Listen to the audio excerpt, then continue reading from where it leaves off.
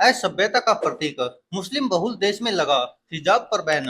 पूरी कहानी बहुत लोगों को सोचने पर मजबूर कर देगी। तजाकिस्तान ने हिजाब पहनने पर बैन लगा दिया है। तजाकिस्तान के राष्ट्रपति इमोमाली रहमान हिजाब को विदेशी ड्रेस बताते हैं और देश में बढ़ते धार्मिक कट्टरता को अपनी सत्ता के लिए चुनौती के रूप में देखते हैं। राष्ट्रपति रहमान ने 2015 में हिजाब के खिलाफ अपना अभियान शुरू किया था और इसे खराब शिक्षा और असभ्यता का सबूत बताया था।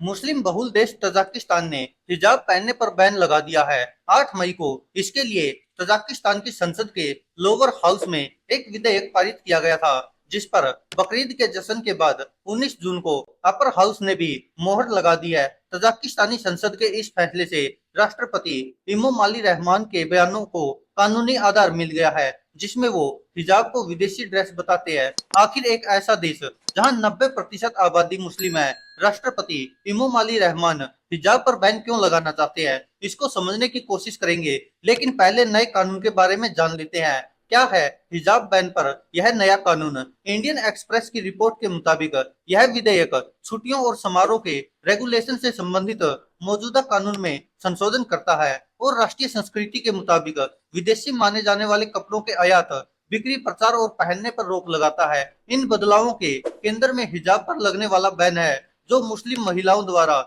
सिर ढकने के लिए पहने जाने वाला एक कपड़ा है। इस विधेयक में ईद और नवरोज पर बच्चों को मिलने वाली ईदी, यानी कि बच्चों को उपहार में दिए जाने वाले पैसे की प्रथा पर बैन लगाया गया है। ईद उल फितर और ईद उल अजहा पर होने वाले उत्सवों पर भी बैन का प्रावधान है। रेडियो लिबर्टी की ताजिक सेवा के अनुसार इस कानून का उल्लंघन करने पर 7920 सोमोनी यानी कि $747 से लेकर 39,500 सोमोनी यानी कि $3724 तक का जुर्माना लगाया जा सकता है, यानी लगभग 62,000 रुपए से लेकर लगभग 3,10,000 रुपए तक का जुर्माना लग सकता है। राष्ट्रपति इमोमाली रहमान एक धर्मनिरपेक्ष सरकार का नेतृत्व कर रहे हैं, जिसका उद्देश्य ताजिक संस्कृति को बढ़ावा देना और सार्वजनिक रूप से धर्म और उससे जुड़े प्रतीकों के प्रदर्शन को सीमित करना है।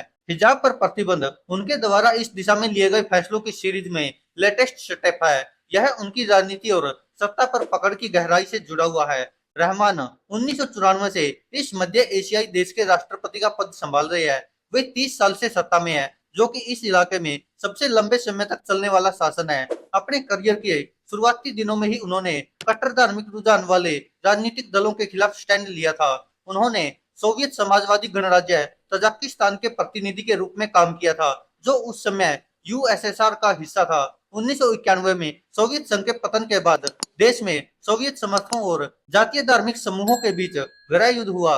रहमान सोवियत समर्थक ग्रुप का हिस्सा थे।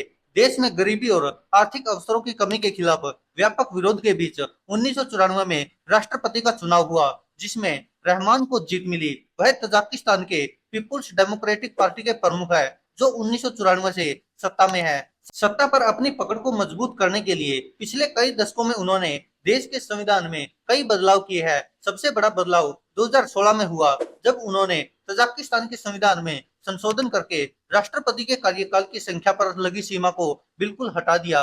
उन्होंने धर्म आधारित राजनीतिक दलों पर भी बैन लगा दिया, जो उनकी पार्टी के लिए चुनौती खड़ी कर सकते थे।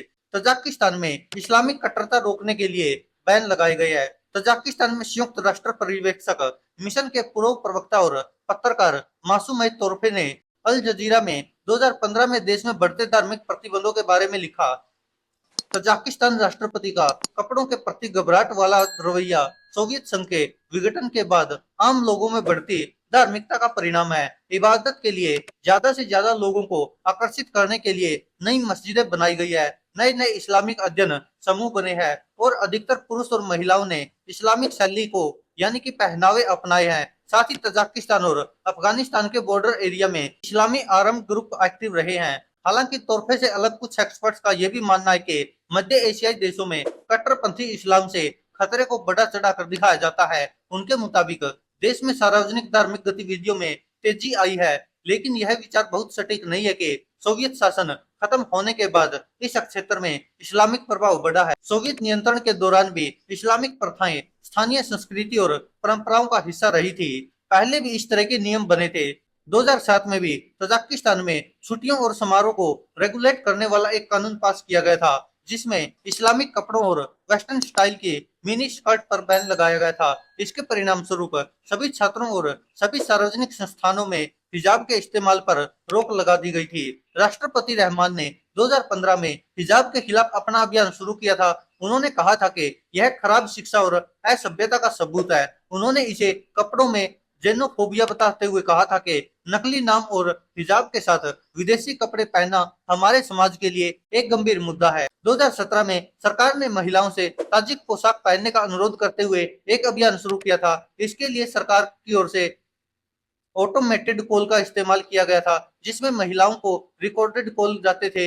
एक साल बाद सरकार ने महिलाओं के लिए उपयुक्त कपड़ों पर 376 पेज की एक बुकलेट जारी की, जिसका शीर्षक था तजाकिस्तान में अनुशासित पोशाकों की मार्गदर्शिका, यानी सरकार द्वारा सुझाए गए कपड़ों की गाइड बुक। इस गाइड बुक में सरकार द्वारा स्वीकृत कपड़े, उनकी लंबाई, रंग और साइज की लिस्ट है। इसमें हिजाब की जगह पारंपरिक रंगीन दुपट्टा बांधने की अनुमति है, जो चेहरे और गर्दन को ढके बिना सिर के पीछे बांधा जाता है। यह गाइड अंतिम संस्कार में काले कपड़ों की जगह सफेद दुपट्टे के साथ नीले रंग के कपड़े पहनने की सलाह देती है। और इस तरह से यह तजाकिस्तान में हिजाब बैन की कहानी है, जो कि उनके राष्ट्रपति रहमान शुरुआत से ये चाह रहे थे, और अब जिस तरह से उनकी अदालतों ने भी इसको मंजूर कर लिया है, तो यह कहीं न कहीं तजाकिस्तान के राष्ट्रपति के लिए राहत है, क्योंकि वह शुरुआत से ही हिजाब के खिलाफ थे और उसे असभ्यता और अशिक्षा का सबूत माना था। दोस्तों, आप क्या कहते हैं इस पर? अपनी राय कमेंट बॉक्स में जरूर दीजिएगा।